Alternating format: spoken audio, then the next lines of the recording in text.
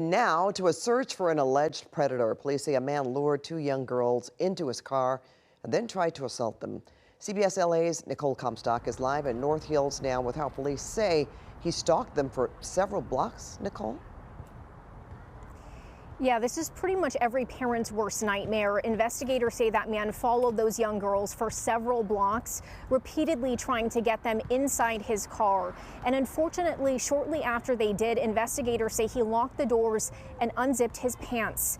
Take a look at this video of the location where this whole encounter started. Police are now calling this an attempted kidnapping here that started at North Hills Community Park. They say that adult man approached a 12-year-old girl and a 16-year-old girl here late Sunday afternoon and offered to give them a ride. Now, they apparently said no and kept on walking, but investigators say that man persisted, following them to not one but two more locations, continuing to try to pressure them into taking a ride.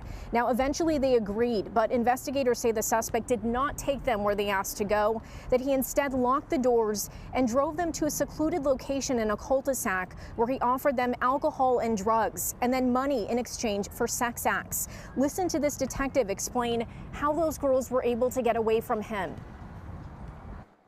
The girls were frightened. One of the girls was able to get out of the car and start screaming for help, while the second girl, the 12-year-old, was in the back seat and had to jump out of the vehicle once it was in motion.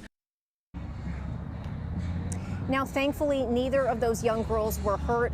Police are still looking for the suspect, however, so they're giving us a description of him tonight. They say he's a young Hispanic man, possibly 21 years old, about 200 pounds, with tattoos on both of his arms. And they say they believe he was driving an older model four-door sedan that was either dark green in color or black. If you have any information about that person, you can contact the LAPD. Reporting live in North Hills, Nicole Comstock, CBS LA. All right, thanks so much, Nicole.